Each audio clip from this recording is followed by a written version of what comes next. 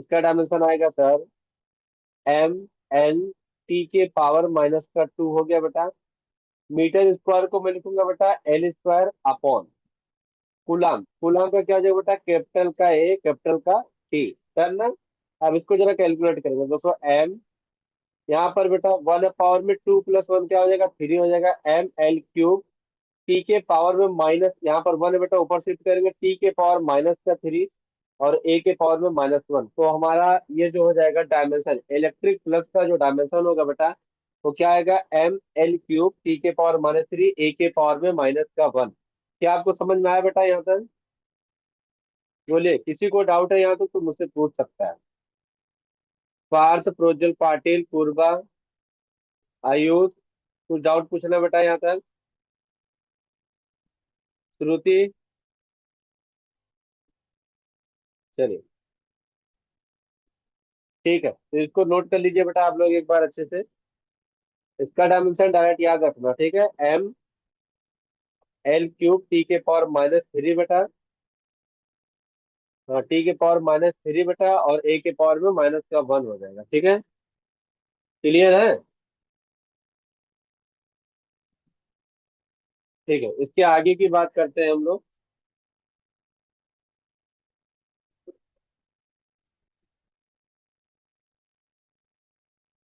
हाँ, देखिए ये पॉइंट की बात करते हैं, बहुत इंपॉर्टेंट पॉइंट है भाई ये।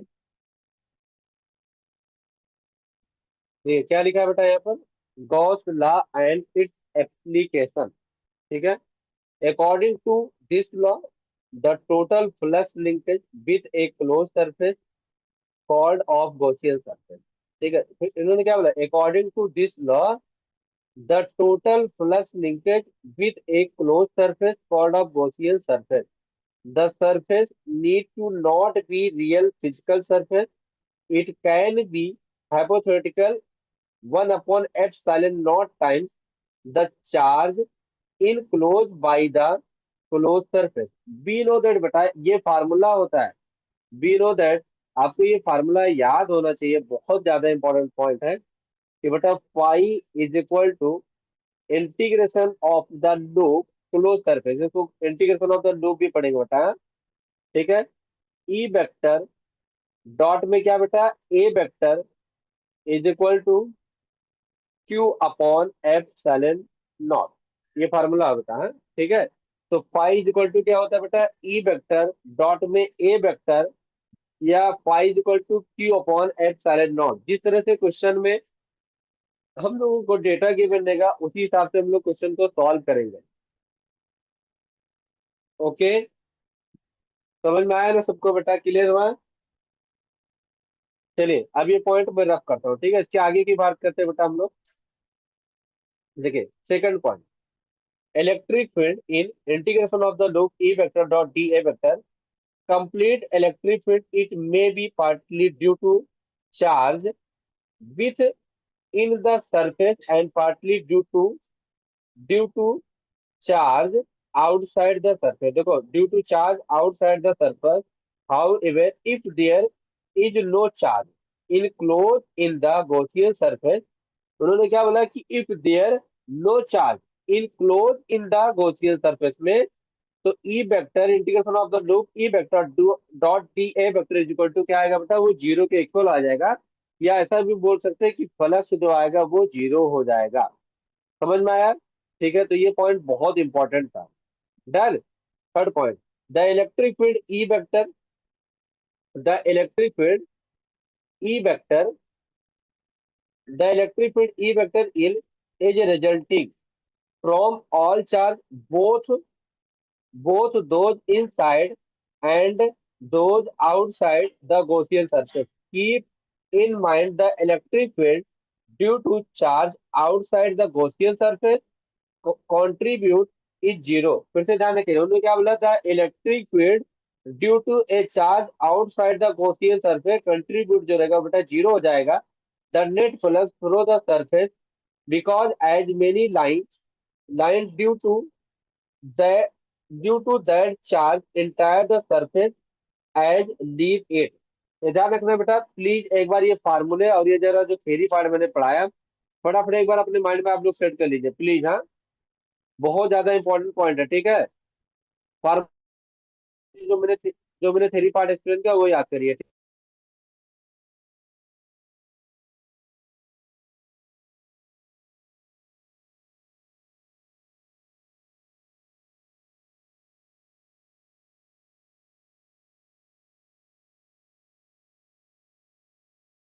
इसको रीड करके हो जाए तो मुझे इन्फॉर्म करो बेटा, हाँ?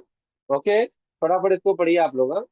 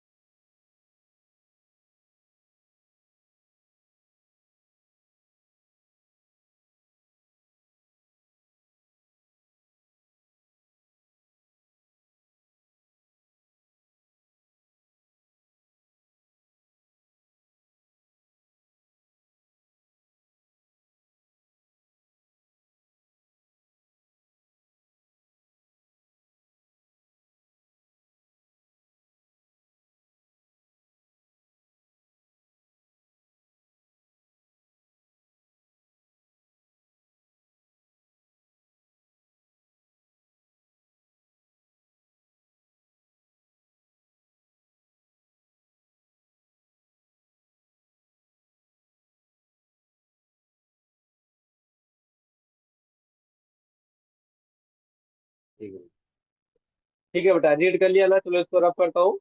पॉइंट आपको याद होना चाहिए तभी आप क्वेश्चन सॉल्व कर सकते हो, नहीं तो क्वेश्चन सॉल्व नहीं होगा बेटा, हाँ? ठीक है। जैसे इस वाले पॉइंट की बात करते हैं हम लोग भाई, थोड़ा सा ध्यान रखना है यहाँ पर। इन्होंने क्या बोला? application of Gauss law. P flux emergence in the following cases. First, if a dipole is enclosed by the surface. तो जैसे एक पॉजिटिव है एक नेगेटिव है बेटा, तो फाई इज इक्वल टू बेटा, एक आपका प्लस का क्यू है और एक माइनस का क्यू है, और अपॉन में क्या है बेटा, एफ साइलेंट नॉट है। तो दोनों कैंसल आउट हो गया, तो आंसर क्या है बेटा, जीरो।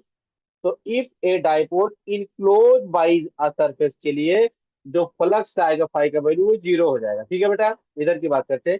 द नेट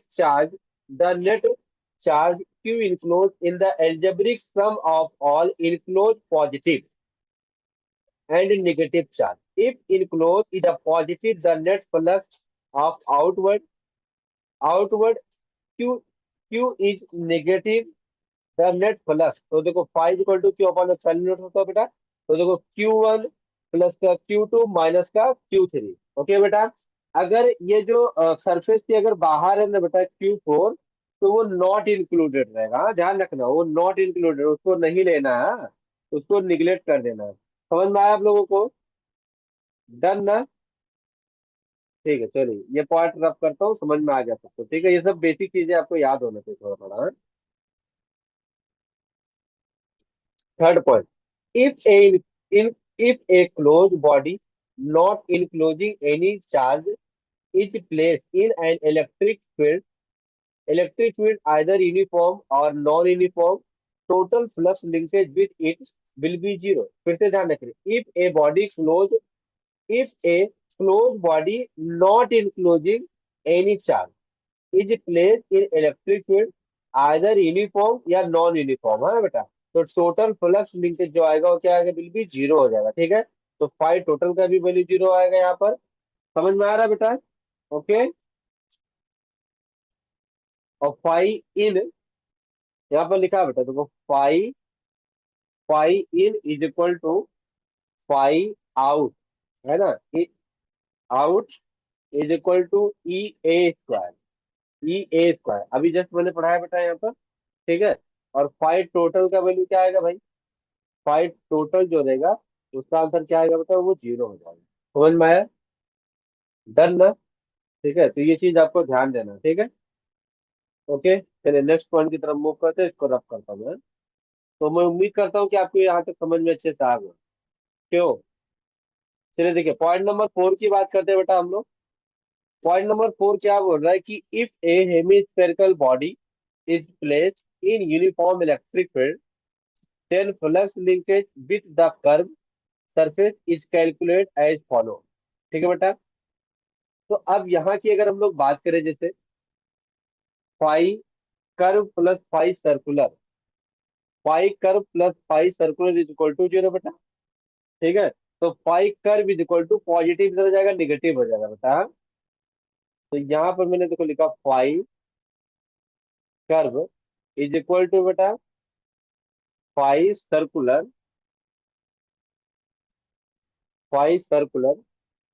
तो ये फार्मूला बना बेटा हमारा, phi circular E vector, E into, formula याद रखना। ये किसके लिए बेटा? हेमी स्फेरिकल बॉडी के लिए। किसके लिए बेटा? और हेमी स्फेरिकल बॉडी रहेगा। और किसके लिए बेटा? यूनिफॉर्म इलेक्ट्रिक फील्ड के लिए फार्मूला है। तो E into pi are square cos 180 degree. Cos 180 degree का वैल्यू कितना होता है बेटा? -1 होता है। माइनस क्या आ जाएगा? प्लस। माइनस क्या हो जाएगा बेटा? प्लस हो जाएगा, क्योंकि कॉस 180 डिग्री का वैल्यू -1 होता है। Pi E pi are square. समझ में आया बेटा? E into pi are square. Any doubt किसी स्टूडेंट को? ये केसेस कब है? जब हेमिस्फेरिकल बॉडी रहेगा बेटा, और यूनिफॉर्म इलेक्ट्रिक फील्ड के लिए जो फ्लक्स का फार्मूला आएगा, वो आएगा E into pi are square. E into pi are square. क्या आपको समझ में आया बेटा अच्छे से? बोलिए। डन। किसी भी स्टूडेंट को डाउट है तो मुझसे क्वेश्चन पूछ सकता है। ओके बेटा। डन ना? चलिए अब ये पार्ट मैं रब कर रहा हूँ। प्लीज चेक कर लीजिए एक बार, ये दोनों पॉइंट जरा फटाफट पढ़ लीजिए आप लोग।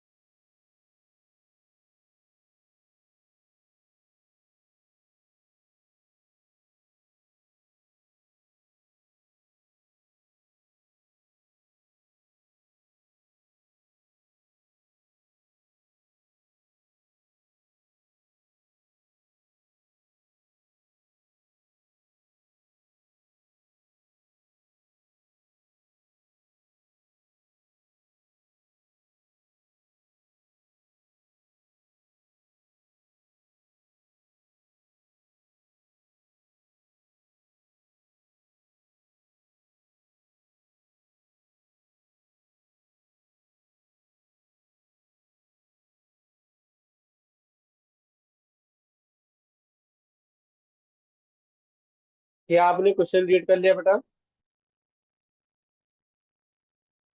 बोलिए। डन ना?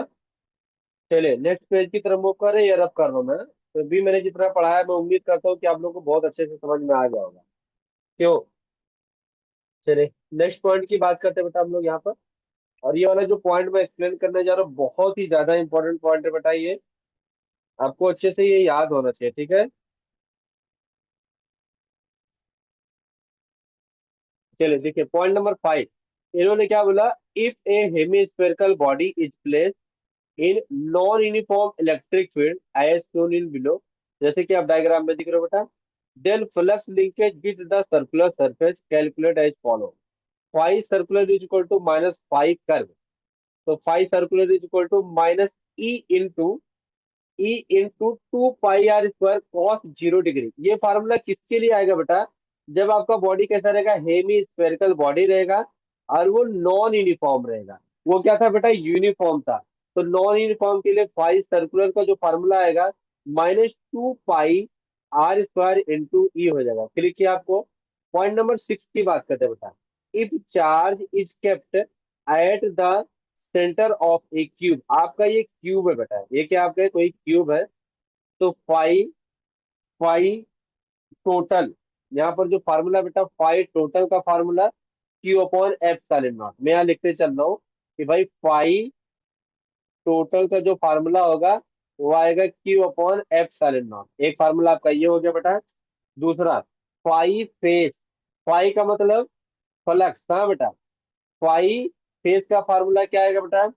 Q upon six epsilon not. ये बहुत ज्यादा इंपॉर्टेंट फार्मूला है, पूछा जाता है। थर्ड, फाइव कर्व किसका बेटा?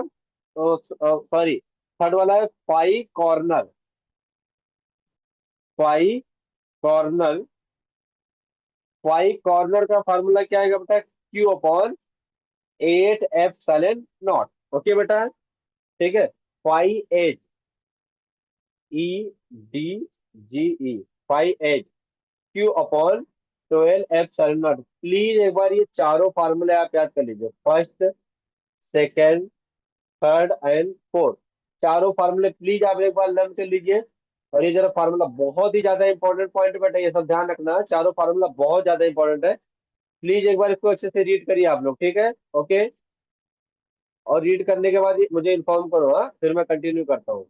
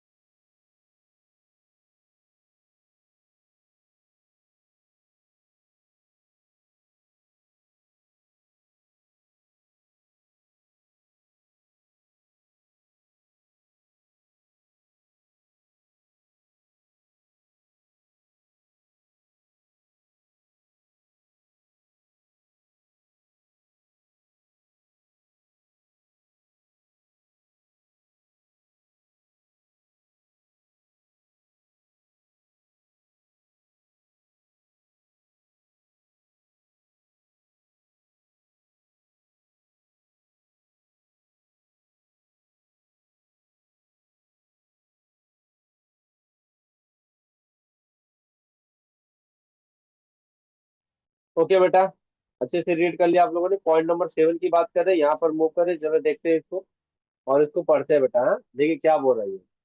Point number 7, if charge is kept at the center of a face, first we would enclose the charge by assuming a Gaussian surface and identical emerging, है ना, emerging cube. Total flux emerge from the system, two cube.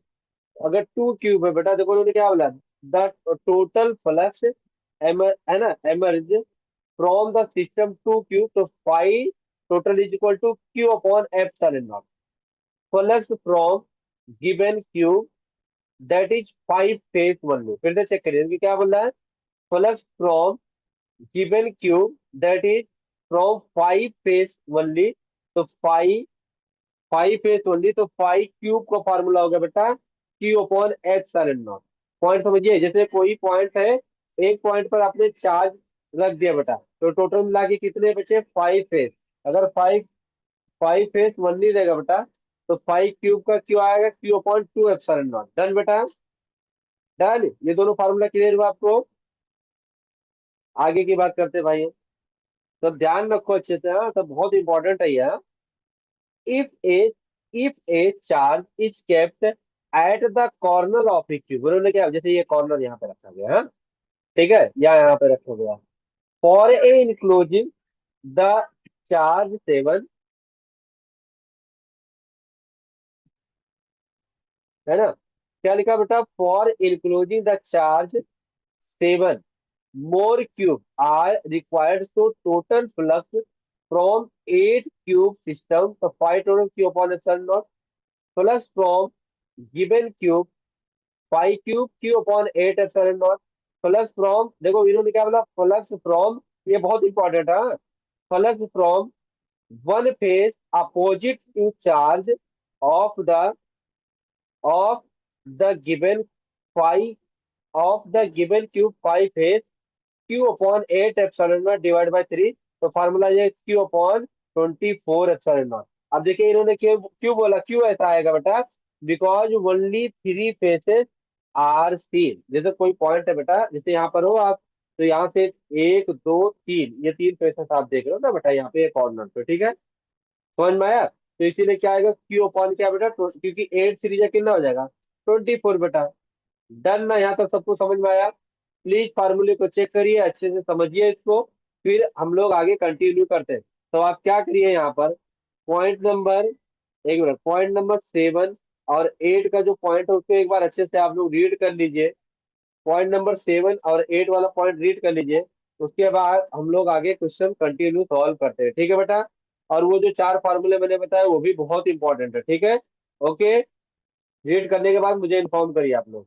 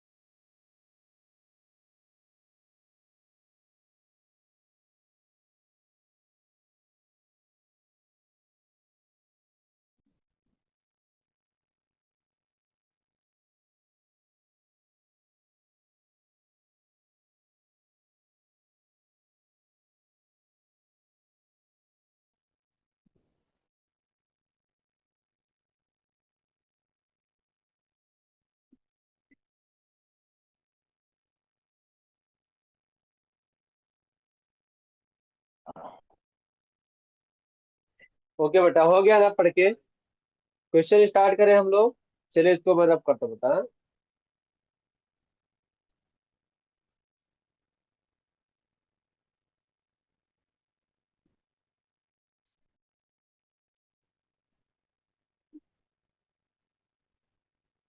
Okay,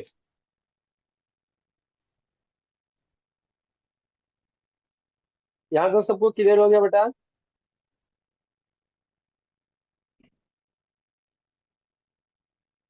चलिए अब question start करते हैं solve करने के लिए, हाँ बेटा, ठीक है, डन ना।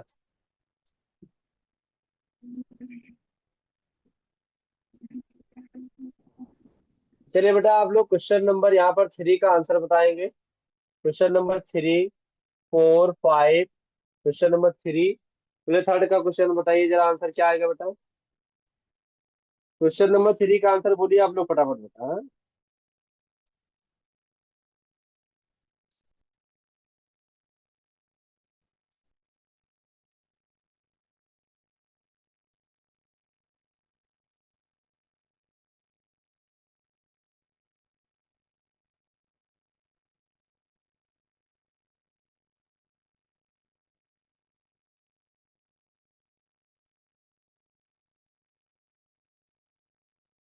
बोलो बेटा, थर्ड का आंसर क्या आ सकता है। क्वेश्चन नंबर 3, थर्ड पर रीड करते हैं बेटा। An electric charge Q is place at the centre of A Q of side A, the electric flux on one one of its face will be. तो एक बार बता बेटा, 5 फेस का formula क्या था। 5 face is equal to Q upon क्या था बेटा, क्यू अपॉन 6 एप्सिलॉन नॉट होगा, या Q upon epsilon not a square होगा, या ये होगा या ये होगा। ऐसा तो हमने पढ़ा ही नहीं भाई, हाँ। या तो ये हो सकता है या तो हो सकता, कौन सा ऑप्शन करेक्ट है बेटा, बोलिए जरा। क्यू अपॉन 6 एप्सिलॉन नॉट होगा या क्यू अपॉन एप्सिलॉन नॉट होगा? पाई फेज का फार्मूला क्या आएगा? मुग्धा, आयुष, पूर्वा, संजीवनी, गायकवाड़, बोलो बेटा। पार्थ।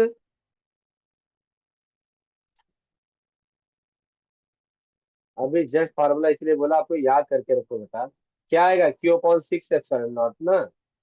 ये ऑप्शन करेक्ट है, अभी जस्ट पढ़ाया हूं मैंने आपको, ठीक है। क्वेश्चन नंबर 4 की बात करते हैं बेटा। The total electric flux coming out of unit positive charge. Unit positive charge जानते हो तो इसका मतलब क्या है? कि Q cap is equal to 1 बेटा। हाँ, unit positive charge Q cap is equal to 1। हाँ, Q cap is equal to 1 put in the air, ठीक है। तो फाई इज इक्वल टू बेटा Q upon epsilon not. Phi is equal to क्या बेटा? Q upon epsilon not. Done ना? तो देखो बेटा, क्यू जो क्यू कैप होगी ना कि मतलब 1, तो 1 अपॉन क्या बेटा? F silent not. ये क्या हो जाएगा? एफ साइलेंट नॉट के पावर में -1, मतलब इनवर्स। हाँ, एफ साइलेंट नॉट इनवर्स। तो उस हिसाब से ऑप्शन नंबर कौन सा करेक्ट है बेटा? बी। है डन ना? Question number 5। हाँ बेटा, मीटिंग फिनिश होने के बाद आप लोग 2 मिनट के बाद फिर से लेक्चर ज्वाइन करोगे बेटा। हाँ?